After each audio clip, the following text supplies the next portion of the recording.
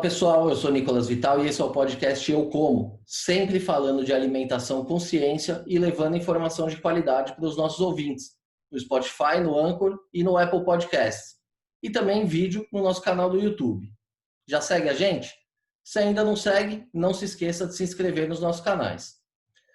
Muito bem, pessoal. Hoje nós vamos falar sobre um fenômeno natural que pode colocar em risco a produção de alimentos em vários países da América do Sul, o Brasil inclusive. As nuvens de gafanhoto que vêm destruindo lavouras no Paraguai e na Argentina, e que hoje está a menos de 130 quilômetros da fronteira com o Brasil. Felizmente para os brasileiros, a tendência é que essa nuvem siga em direção ao Uruguai. Mas a situação atípica fez com que o governo brasileiro decretasse situação de emergência nos estados do Rio Grande do Sul e Santa Catarina. As notícias geraram um certo pânico, mas até o momento não está claro quais são os riscos oferecidos pelos gafanhotos. Será que eles podem mesmo colocar a produção de alimentos em risco? Será que existe alguma forma de controlar esses insetos? E para falar sobre esse assunto com conhecimento de causa, hoje nós vamos conversar com Ivo Pierosi Júnior, que é formado em Ciências Biológicas e é mestre e doutor em Ecologia. O Dr. Ivo atua por mais de uma década na Embrapa Monitoramento por Satélite e atualmente é pesquisador da Embrapa Informática Agropecuária. Dr. Ivo, obrigado por aceitar o nosso convite, é uma honra ter o senhor com a gente aqui hoje. Obrigado pelo convite. E é sempre uma boa oportunidade de um pesquisador trazer a ciência e conversar e oferecer esse conhecimento que a gente desenvolve diretamente para usuários que, perto ou longe do problema, são afetados de alguma maneira pelo que acontece na área rural. Isso aí. Doutor, para a gente começar aqui esse assunto do começo, né? Apesar de assustador, esse fenômeno não é novo e é relativamente comum, tá certo? É relativamente comum se você considerar que esses fenômenos e as espécies de gafanhotos que causam esse problema de nuvens, né, de enxames, e que se deslocam grandes distâncias, acontece em períodos de tempo que variam entre 30 e 50 anos. 30 e 50 anos são períodos que equivalem quase a uma geração humana. Então, nós, seres humanos, temos pouco contato em vivência e convivência com esses problemas, mas sim é um problema que é milenar no mundo todo.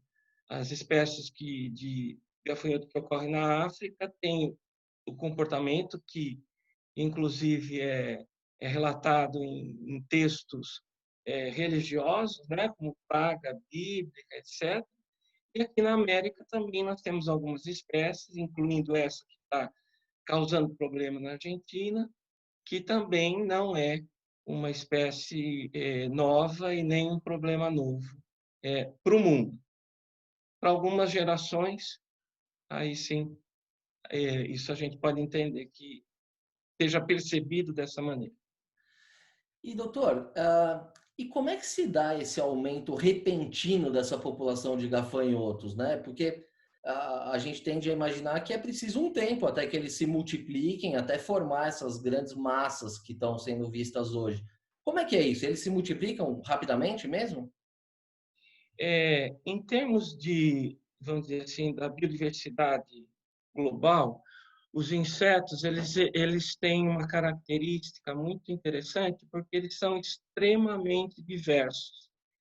Então, um gafanhoto é um inseto, tanto quanto uma mosca, uma barata ou uma pulga.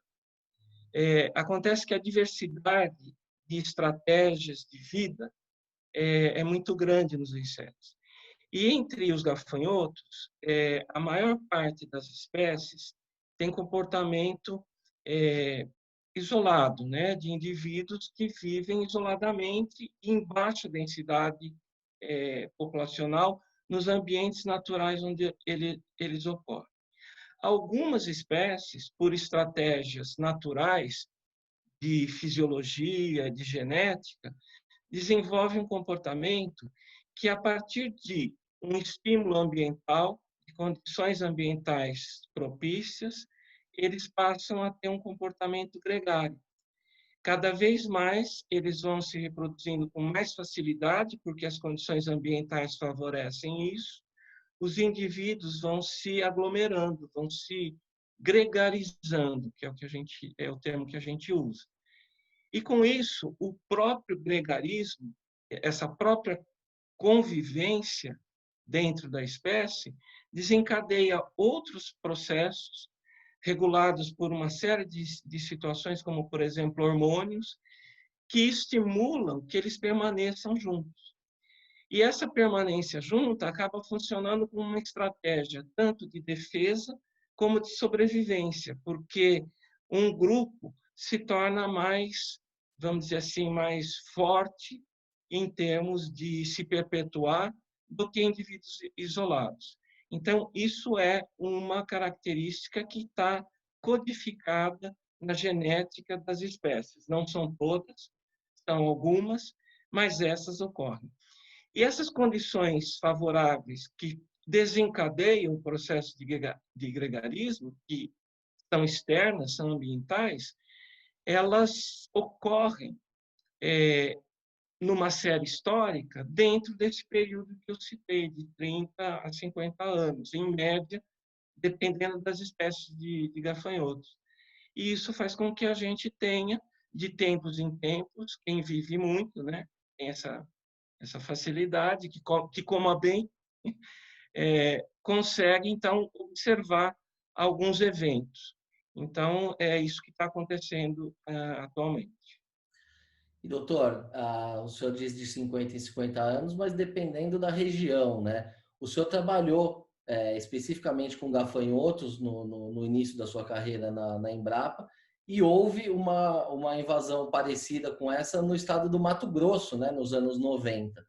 Conta um pouquinho dessa experiência, como é que se deu essa nuvem, quais foram os estragos e como que ela acabou se dissipando? Bom, a primeira parte da sua pergunta é interessante a gente esclarecer, porque quando você fala de locais, não é só o local, é a espécie também. A espécie de Mato Grosso não é a mesma espécie argentina. Então, esses eventos de gregarismo, eles vão se sobrepor ou eles vão se intercalar no tempo e no espaço, dependendo também da espécie que a gente está considerando. Essa espécie argentina não é a única na América do Sul que tem esse fenômeno de gregarismo. Essa que ocorre no Mato Grosso também tem. Então, no final da década de 80, começo da década de 90, quando eu iniciei minha carreira, acabei meus estudos de doutorado, ingressei na Embrapa, eu tive a chance de trabalhar exatamente com essa espécie que causava problemas na região. A gente descobriu, em pesquisa documental, que o Marechal Rondon, no itinerário que ele fez em direção a Rondônia, ele relata várias vezes que nos acampamentos eles estendiam as roupas para secar, que eles lavavam, e as roupas eram atacadas, porque eram roupas de algodão, e eram atacadas por gafanhotos, por nuvens imensas e que voavam e que atrapalhavam, que mordiam a pele das pessoas. Então, não é um problema recente. A gente teve a oportunidade de entrevistar índios da região da Chapada dos Parecis, em Mato Grosso, e eles têm o gafanhoto que ocorria e causava problemas como item alimentar. Eles, nas situações onde o gafanhoto ocorre em abundância, eles coletam, assam os gafanhotos na fogueira e depois fazem uma farinha que eles misturam a outros itens da dieta deles normal, como suco ou farinha de mandioca, esse tipo de coisa, porque o gafanhoto é uma fonte proteica e eles não perdem essa oportunidade. Então, você vê que a convivência, né, do ser humano com a espécie do gafanhoto em questão não é uma situação nova, né? Já está incorporada na cultura, inclusive, das populações. Enfim, a questão do problema em Mato Grosso, ela começou a ocorrer, muito provavelmente, iniciada por um fenômeno natural, que a gente já explicou, e que depois foi ganhando mais importância econômica à medida em que eles estavam invadindo regiões da Chapada dos Parecis, no Cerrado Mato Grosso, que estavam começando a ser exploradas de um ponto de vista de agricultura intensivamente, né? Foi a época da introdução da soja no Cerrado e uma época que realmente a monocultura da soja ocupava muito espaço, tinha cana-de-açúcar também sendo produzida no local, que era em decorrência da demanda que vinha na década de 70, quando o Brasil começou a investir em combustível natural. Então, cana é uma gramínea, tanto quanto arroz, quanto o trigo, milho, e essa família de plantas, as gramíneas, elas são muito mais próximas à dieta natural do inseto, que é pastagem, né? Gramas e gramíneas que ocorrem em pastagens e em formações naturais. Então, isso tudo, toda essa confluência de situações, tanto socioeconômicas quanto naturais, desencadeou aquele problema, e a gente fez um trabalho, um projeto de 5 anos, que visava não apenas entender qual era a melhor maneira de controlar e manejar essas populações de insetos, mas como também entender a própria vida deles, né? A própria biologia, que a gente chama, para poder tirar um entendimento daquilo que era necessário em termos de convivência ou de controle. Esse problema perdurou, as publicações já estão disponíveis há muito tempo, facilmente na internet ou nos repositórios, em bibliotecas, enfim. Hoje você tem acesso a esse tipo de documentação na forma digital, via internet mesmo, né? E depois de um certo tempo, como era de se esperar, o problema foi amenizando e foi acabando. O que acontece, que a gente pode fazer uma analogia agora, e é difícil prever o que vai acontecer com a atual nuvem de gafanhotos na Argentina, é que se esses adultos que estão enxameados, estão se deslocando para o Brasil, vão ter condições, primeiro, de encontrar alimento pela frente, se nós brasileiros vamos ter condições de nos organizar para combater essa nuvem, caso ela venha a invadir o Brasil, e se esse combate, aliado ao próprio ciclo natural da espécie, vai permitir ou não que a espécie permaneça um tempo a mais e consiga produzir uma nova geração para um próximo ciclo, né? Como, felizmente, nós estamos na época de inverno, as culturas anuais, que normalmente coincidem com as culturas de grãos, né? Milho, arroz, trigo, essas gramíneas, que eventualmente são muito mais suscetíveis e muito mais significativas de serem atacadas pelo gafanhoto, pela proximidade da dieta alimentar que o gafanhoto tem, estão colhidas. Então, a gente, possivelmente, essa indisponibilidade de alimentos tenha uma influência na diminuição da sobrevivência desse contingente que está enxameado e está vindo para o Brasil. Isso essa minha fala, essa minha experiência é decorrente do que a gente observou nos 5 anos de projeto lá no Mato Grosso. E se é que a gente tem sempre que generalizar as coisas na natureza com bastante cautela, mas existe um grau de generalização que a gente pode fazer, considerando que são 2 espécies de gafanhotos. E, doutor, o senhor lembrou que por estar no inverno, a oferta de grãos vai ser menor. Mas o senhor disse também que o alimento básico dele é pastagem, é capim. E essas regiões aí na Argentina, no sul do Brasil, Uruguai, são conhecidas pela produção de gado também, né? Então, comida ali não vai faltar.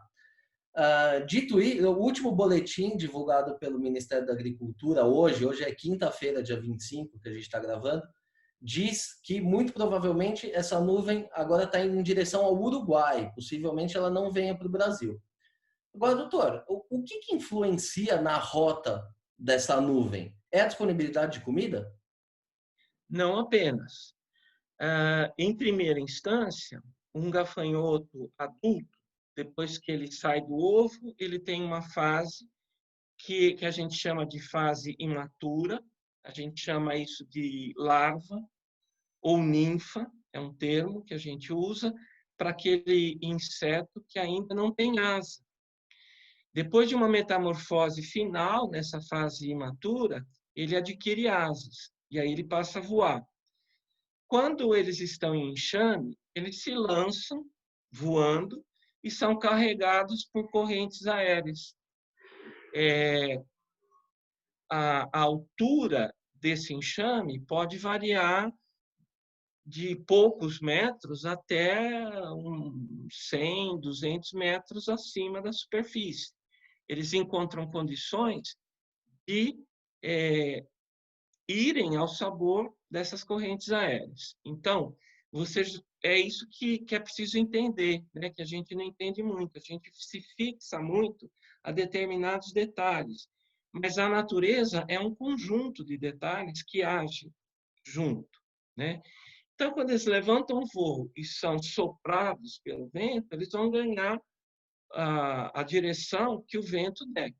Eles não têm muita energia e também não têm muita percepção, isso não é da natureza de um inseto, decidir que ele quer ir contra a corrente. Então, ele vai. Eventualmente, se ele cair para descansar numa cultura de trigo ou numa pastagem que esteja, você falou isso de pastagem, considerando que ela pudesse estar num estado propício para ele comer. Mas como está no inverno, a pastagem seca um pouco também. Então, a folha seca da pastagem não é um alimento propício para mantê-lo com condições ótimas de sobrevivência. Isso vai influenciar. Pode ter uma influência pequena, mas vai acontecer. Né? É um favorecimento a mais que a gente tem pela época do ano que está ocorrendo. Agora, então, eu estava te explicando, em primeira instância, pelo vento, e depois pelas condições de alimentação, de reprodução. Eu falei que eles precisam parar, as fêmeas que estão grávidas vão precisar colocar seus ovos na terra. Então, na terra, eles vão encontrar inimigos naturais, pássaros, sapo, rã, outros répteis que vão atacar. Então, todo esse conjunto de situação é que vai determinar se vai ser um problema sério ou não.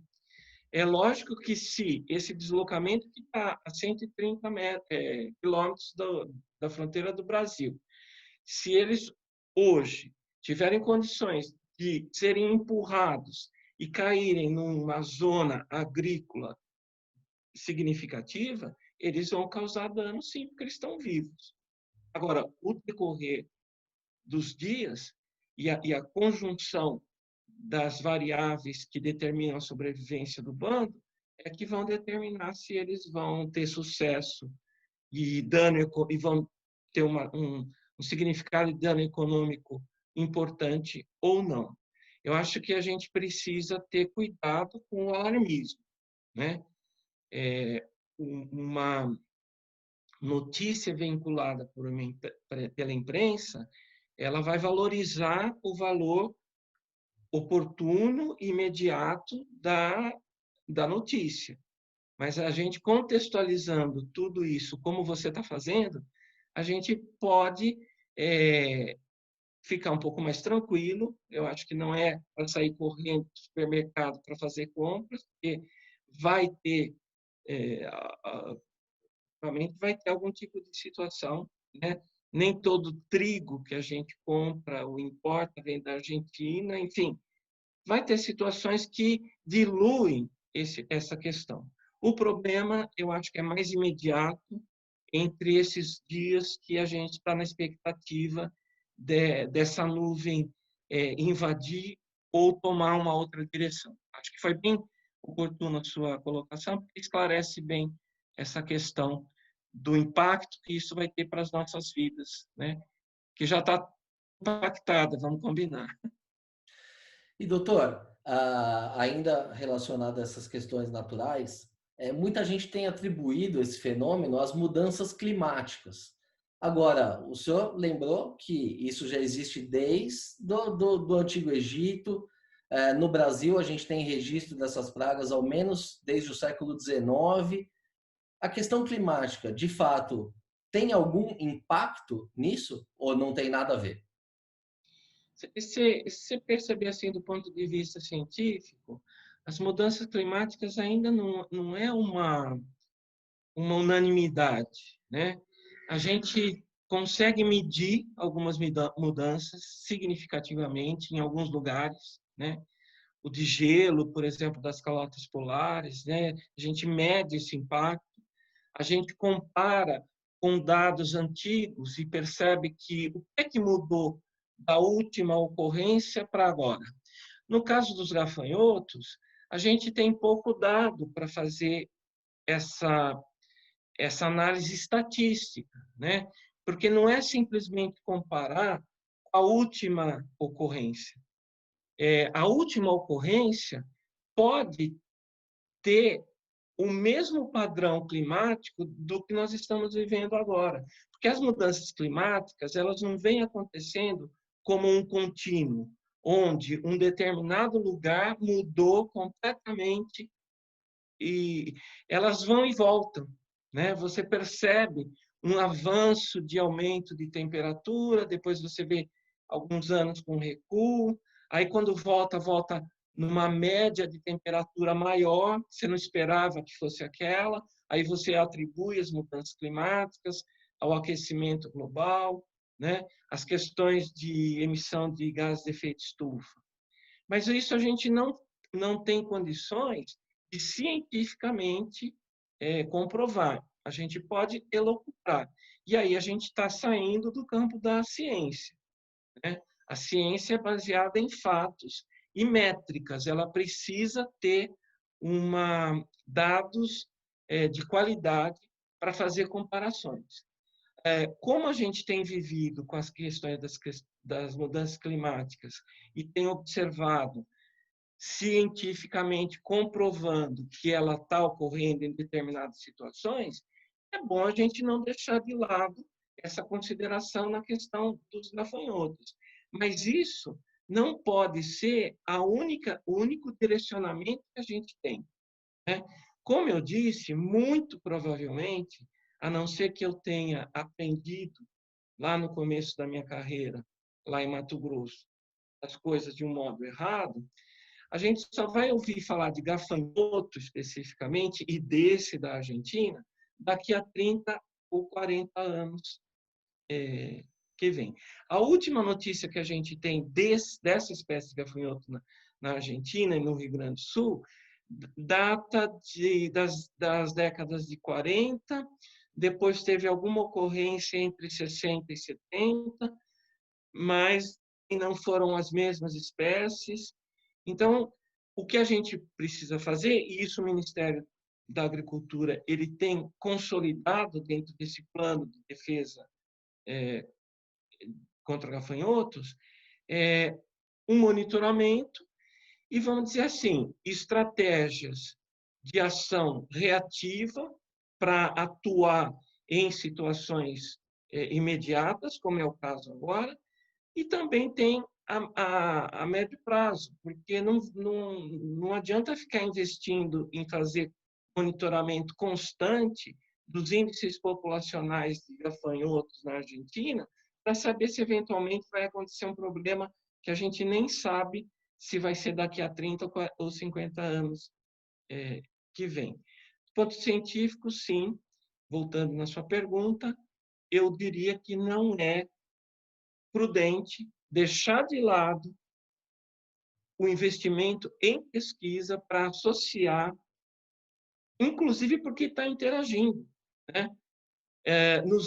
Na última oportunidade que o gafanhoto teve, que foi na década de, né, que foi há 50 anos atrás, vamos dizer assim, a gente não falava de mudanças climáticas. Então, eles também estão convivendo com uma situação do planeta que eles não tinham contato.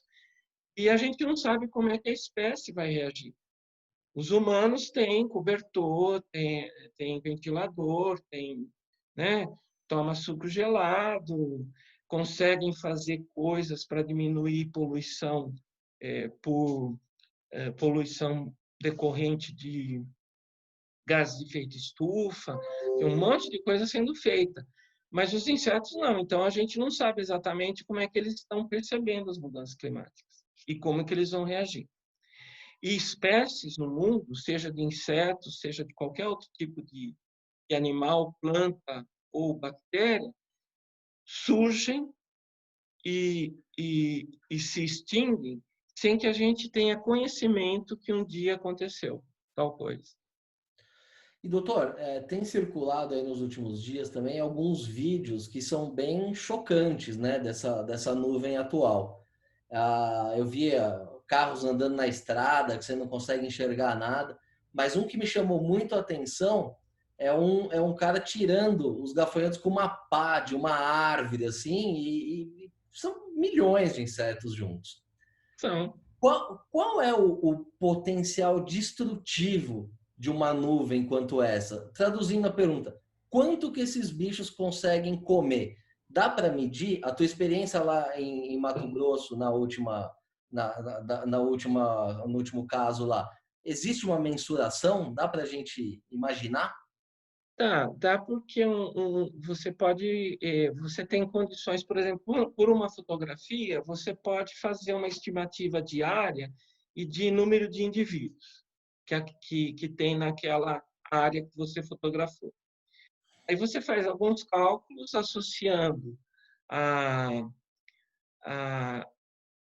o consumo de um indivíduo, que são algumas gramas de matéria vegetal.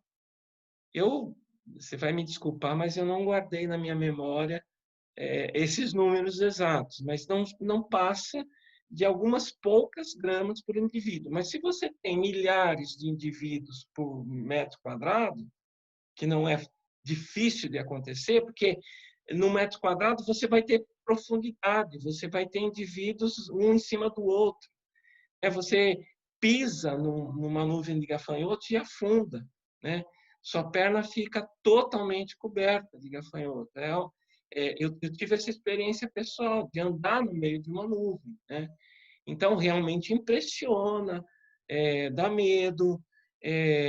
Eles mordem, eles têm uma mandíbula e a única defesa que eles têm é, além de defecar, que é uma defesa que eles têm, quando você toca, eles defecam como defesa, né?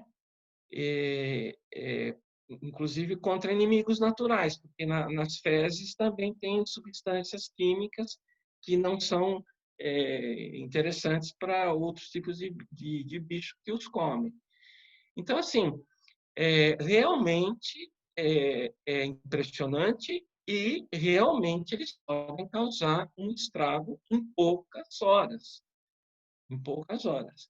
A densidade de indivíduos é muito grande. Se você calcular de 6 a 10 gramas de de folha que um indivíduo possa comer em talvez 5 ou 10 minutos, você pode calcular o quanto que milhões vão acarretar. Então, assim, é preocupante, mas tudo vai depender de como isso vai acontecer em poucos dias e também da capacidade reativa que a gente tiver com essas formas imediatas de controle e, posteriormente, se preparar para que a gente dê condições para que eles não se reproduzam e não permaneçam em alta densidade populacional para terem chance de estarem gregários ainda na próxima fase, na próxima safra. Entendeu o que eu disse, né? Claro. É um jogo que a gente tem que fazer com a natureza, com a espécie e com a nossa própria capacidade e interesse de proteger as culturas. E, doutor, diante dessa ameaça, o Brasil parece que está se preparando, parece que está indo num caminho correto, ao meu ver. O Brasil declarou hoje estado de emergência nos estados do Rio Grande do Sul e Santa Catarina. Eles já deixaram aeronaves de prontidão para o combate, caso necessário. E aí eu pergunto para o senhor, quais são as medidas de prevenção que poderiam ser adotadas imediatamente assim que essa nuvem chegasse ao Brasil? Certamente eles já têm um receituário de agroquímicos apropriado para os problemas, porque mesmo que não sejam as mesmas pessoas da última experiência, o Ministério da Agricultura, como um órgão, uma instituição, eles têm um conhecimento acumulado e consolidado, e aí eles vão aplicar isso. Os produtos podem ter mudado, eles podem ter produtos muito mais apropriados hoje em dia, em termos de serem menos problemáticos, embora a nossa dependência de controle químico ainda seja um grande problema, né? A gente não pode comer algo que foi maciçamente, massivamente pulverizado com inseticida. Vai ser um problema. Mas, diante de uma situação de emergência, esse controle não vai perdurar por meses, entendeu? Se eles já estão falando em pulverizar e estão preparando de fazer essa estratégia com a aeronave, é porque a coisa é um ataque, vamos dizer assim, certeiro, né? Pontual, certeiro, e eles têm toda a experiência para fazer isso. Como eu disse, o Programa de Defesa contra o Gafanhoto, Programa Nacional de Defesa contra o Gafanhoto, é secular. Ele existe como instituição, esse conhecimento é bem preparado. Só falta a gente saber se, diante de todos os problemas que a gente tem hoje, estruturais, econômicos, para acionar as coisas, para comprar o próprio inseticida, para usar, para treinar as pessoas, porque as pessoas vão precisar ser treinadas.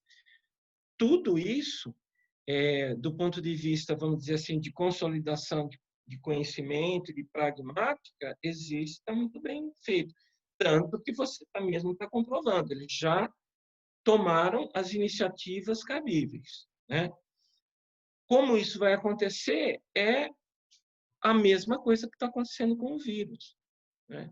O vírus é um gafanhoto com outra roupa e com outro tamanho, mas vamos dizer assim, o fenômeno, a epidemia, né?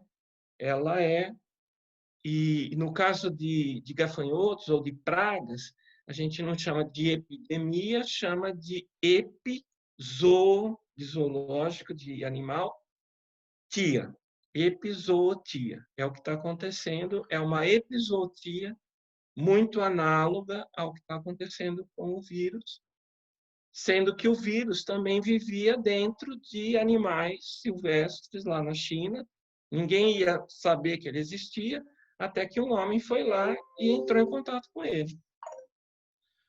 E doutor, lendo uma outra reportagem ontem, eu descobri que só existem 2 produtos registrados para o gafanhoto no Brasil, sendo que um é para quando ele está na fase jovem e outro na fase adulta. Então, vamos considerar que a gente só tem um produto que seria eficaz nesse momento.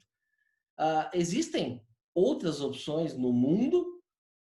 E a segunda pergunta, e se alguns desses insetos forem resistentes a essa categoria de defensivo? Qual seria a opção? A mesma coisa que está acontecendo com o vírus. Algumas pessoas não vão saber que pegaram, outras não vão pegar, e outras morreram. Já morreram e vão morrer. Então, assim, os gafanhotos é a mesma coisa. Em relação aos produtos, é aquilo que eu falei. A, a nossa dependência de produtos químicos, ela não evoluiu muito. Então, a gente tem essa restrição e tem diferenças de coisas que se aplicam no Brasil, mas são proibidas em outros países. Tem uma série de questões que se envolvem nisso, né? Então, o que temos para hoje é isso. Se você me disser que temos, eu já estou contente, né? Porque se o gafanhoto invadir, é bom que a gente tenha avião, que a gente tenha piloto e que a gente tenha produto para usar. Vai causar resistência? Vai, mas isso não significa que os indivíduos resistentes são uma ameaça para o futuro. Como eu falei, se eles não vão obedecer o fato de estarem vivos, eles vão obedecer um ciclo normal genético. Essa geração que enxameou vai cair. Nós vamos passar um bom período de tempo sem saber que esse gafanhoto existe, e lá no futuro vai haver algum outro problema. A não ser que nós tenhamos modificado o ambiente e temos dado condições para que eles perdurem, que foi o que aconteceu momentaneamente. Quando eu digo momentaneamente, se você comparar o ciclo de vida do gafanhoto do Mato Grosso em 50 anos, né, os ciclos de pululação, quando eu disse que ele durou, o problema dele durou em 5 a 6 anos contínuos na época, é porque ele encontrou condições de permanecer em alta densidade populacional. Isso eu não tenho uma bola de cristal para dizer se vai acontecer agora. Então, assim, o problema tem que ser visto do jeito que ele está aparecendo. É uma oportunidade que a gente tem que abraçar e perceber se o que a gente tem para hoje, para controle, vai dar conta, e o que sobrar ainda representa um problema, e acompanhar isso até a hora que as pessoas vão plantar novamente e o gafanhoto não vai estar presente para causar problema, né? Lembrando que toda cultura no Brasil tem suas pragas anuais e, portanto, elas estão preparadas para receberem tratamentos químicos, inclusive, para que eles não progredirem para o próximo ciclo, né? Então, tudo é feito naquele momento e pensado naquilo que pode escapar e pode representar um problema futuro. Para complementar, se a gente tivesse um problema como em Mato Grosso, que vai perdurando ao longo do tempo, nós temos hoje vários produtos de controle biológico, principalmente de fungo, que podem ser usados, inclusive com pulverização aérea. Então, assim, é o mesmo, só que o controle biológico vai ter menos impacto prejudicial para o ser humano do que tem o controle químico, embora ele tenha uma efetividade mais a médio prazo do que a longo prazo, do que a curto prazo. Então, o ideal seria um manejo integrado mesmo, fazer com o É, biológico uma coisa preventiva mas num momento como esse de emergência, aí você tem que recorrer aos químicos. Então, mas no caso dos gafanhotos, eu insisto, você não pode pensar em fazer um manejo integrado de médio e longo prazo e ficar esperando 30 anos porque o manejo integrado de pragas tem como premissa ser aplicado e ser desenvolvido se você tem uma relação de dano econômico que a praga causa que justifique o investimento que você tem no manejo integrado. Então, para fazer monitoramento, você vai passar décadas contando 1, 2, 3, 4 indivíduos que nunca vão se transformar numa nuvem, para ficar esperando lá daqui a 30 anos ou 50, perceber que a população está aumentando e dizer, opa, vou levantar a bandeira. Mas, gente, aí já foi uma geração, né? E não justifica. Então, o ser humano tem que entender isso, assim, ele não é refém. Hoje, ele não é mais refém da natureza. Né? Então, não adianta sair alardeando que está tendo uma praga de insetos ou que está tendo uma epidemia de vírus, se você não contrabalanceia todas as questões socioeconômicas, inclusive culturais. Por que é que tinha um mercado de animais silvestres vivos, que são consumidos culturalmente pelos chineses, aberto numa cidade que tem milhões de habitantes? A hora que o vírus conseguiu sair da onde ele estava, ele já encontrou tudo que ele precisava na frente. Ele não precisou gastar energia para se disseminar. Tinha um monte de substrato para ele atacar. Entendeu? Esse raciocínio é um raciocínio científico que tem evoluído muito a partir da experiência que a gente teve pós-Revolução Verde, onde a humanidade apostou que a gente não ia mais passar fome porque os produtos químicos iam dar conta das pragas, né? E aí a gente viu o que viu. Então, Revolução Verde é década de, né, pós-guerra, década de 50, 60. Aí depois você já começa a ter a reação lá começa na década de 70, 80, contra o impacto que os produtos químicos causavam. Né?